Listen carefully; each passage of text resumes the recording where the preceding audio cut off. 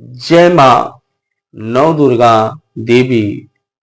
दोस्तों, माँ दुर्गा नवरात्रि की आप सबको ढेर सारी शुभकामनाएं। मेरे प्यारे भक्तों, जिनके घरों का मेरे यहाँ से पाठ चल रहा है या भगवती माँ बगलामुखी का पाठ चल रहा है, ये जिनके यहाँ नहीं भी चल रहा है या जिनका पाठ नहीं चल रहा है, ये एक नियम आप नवरात्रि में अपने घरों में आप सबको करना है। जी दोस्तों, इस वीडियो पर पूरा बने रहें और वीडियो को पूरा देखकर, वीडियो को पूरा देखने के बाद आप वीडियो पर पूरी समझदारी से देखकर अपने घरों में ये नियम का पालन करना है। दोस्तों, माँ भगवती की 9 दिन की नवरात्रि जो होती है, तो सबसे पहले मैं दोस्तों आपको बताना चाहूंगा कि दोस्तों 12 महीने होते हैं, 12 महीने में आप सब अपने लिए टाइम देते हैं और भगवती के लिए 9 दिन टाइम आप लोग जरूर निकालिए। आपका ये अमूल्य टाइम भगवती और आपकी जिंदगी के लिए एक बहुत बड़ा मूल्य बन सकता है। तो मेरे दोस्तों, नियम का पालन करते हुए सर्वप्रथम सबसे पहले आपको नवरात्रि के दिन शुभ मुहूर्त में उठकर नित्य कर्म करने के बाद, यानी आप सबसे पहले गाय का गोबर अपने घर में लेपन करें। ना पूरे घर पे कर सकते हैं या जिनके घरों में फर्श है प्लास्टर है, वो लोग गाय के गोबर को पोंछा मार देंगे। कहीं भी जहां पर आपका भगवती का दरबार बना के रखे हैं, वहां पर गाय का गोबर का थोड़ा से पोंछा लगा सकते हैं। अगर जिन घरों में कच्चा यानी जमीन कच्ची है, तो आप वहां पर गाय का गोबर का अपने मेन दरवाजा पर या किसी अपने देव स्थान पर लेपन कर सकते हैं। दोस्तों, सबसे बहुत बड़ी बात आप लोगों को लिए है कि दोस्तों बहुत ऐसी महिलाएं घर में होती हैं जो बाथरूम या लेटरिन जाती हैं। शुद्ध भाषा में दोस्तों मैं बात कर रहा हूं। तो दोस्तों, अगर लेटरिन जाए तो कपड़ा चेंज कर लें। लेटरिन का कपड़ा यानी शुद्ध भाषा में जो अशुद्ध कपड़ा है, जो आप लेटरिन कपड़े पहन के जाती हैं या जाता है, इन कपड़ों को आप चेंज करके कहीं अच्छे जगह उनको रख दो ताकि कोई उनको छू ना सके और शुद्ध कपड़ा धारण करे।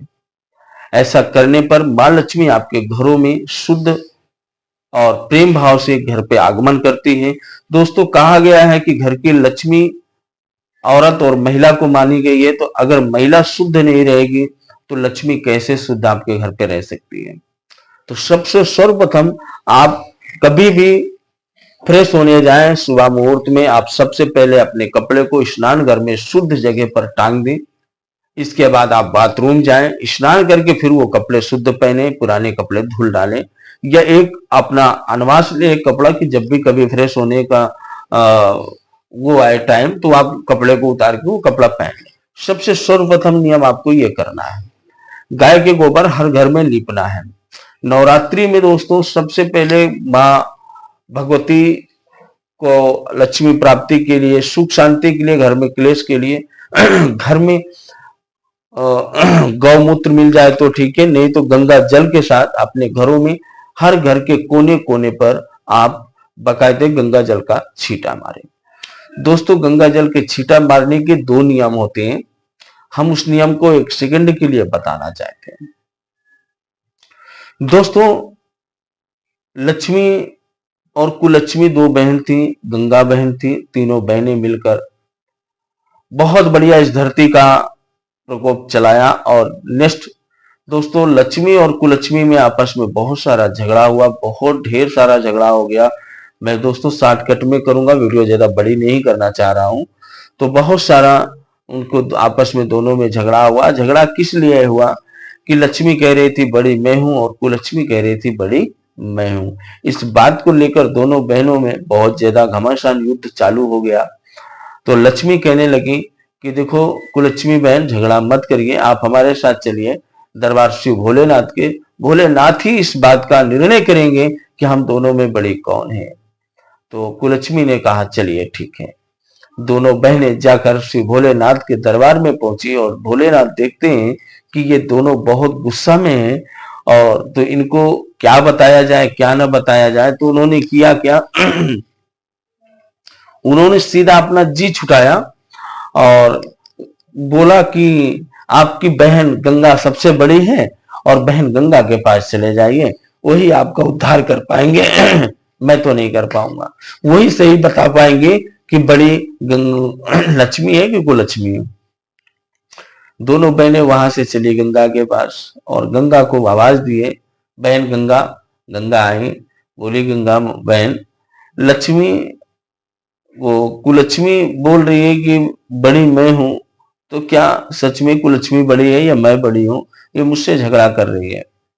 ऐसा गंगा सुनते ही गंगा ने कहा, नहीं बहन, लक्ष्मी बड़ी है और कुलक्ष्मी छोटी है।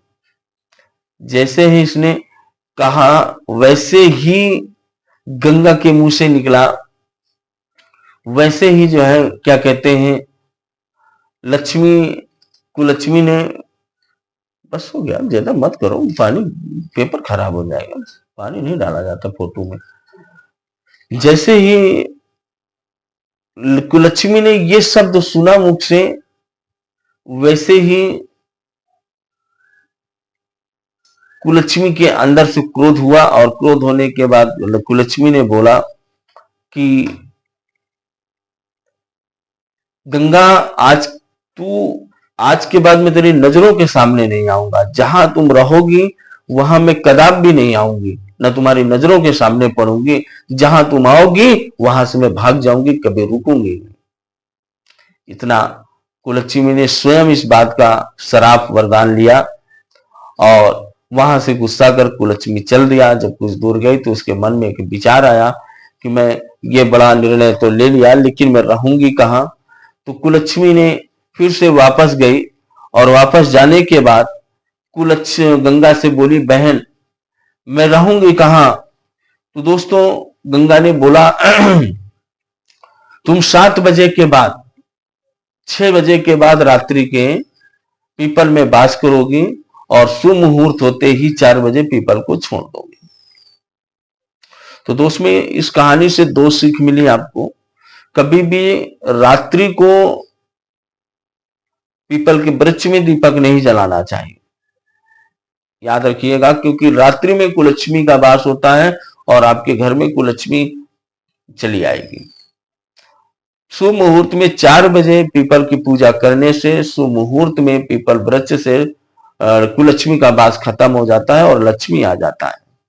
और यहां पर एक बात बहुत ध्यान देने की बात है, क्योंकि सबसे बड़ी बात यह है कि कुलक्ष्मी ने कहा था गंगा तुम जहां रहोगी वहां मैं कदाप भी नहीं आऊंगा।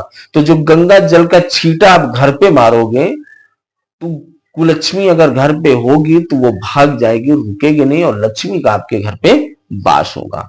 तो प्रतिदिन नवरात्रि में आप अपने घर में गंगा जल का छींटा मारें, फूल पत्ती का विसर्जन करें और भगवान पे चढ़ाएं। और व्रत रखने वाले अपने नियम का पालन करें, ब्रह्मचर्य का पालन करते हुए 9 दिन का व्रत करें। और दोस्तों कहीं कहीं जिलों में दिन भर व्रत रख के शाम को नमक के साथ भोजन कर लिया जाता है, ये गलत बात है। भोजन ना करें, केवल व्रत करने का मतलब फरहारी करें। अगर नमक खाना है तो बिल्कुल व्रत ना करें, ऐसे व्रत करने से कोई फायदा नहीं है। दोस्तों इससे भी ज्यादा जानकारी के लिए हमसे संपर्क करें और संपर्क करके हम ज्यादा से ज्यादा आप लोगों को समझाने की कोशिश करेंगे और आप लोगों को हम विधान से बताएंगे और इस नियम का पालन करेंगे। तो दोस्तों नवरात्रि की आप सबको बहुत सारी बधाइयां, मां भगवती आप सबका कल्याण करें। जय माता, जय बगलामुखी। दोस्तों इस बात को विशेष ध्यान देना, कहीं पे भी आपको भूल चूक, नियम का जरूर पालन करिए, कहीं भूल चूक होती है तो मुझे याद करिए। आपके सेवा में ये तिवारी जी सदैव तत्पर हैं और सदा आपकी सेवा करता रहेगा। भगवती की कामना से आप सबको मैं जरूर हेल्प करूंगा। जय माता, जय बगलामुखी।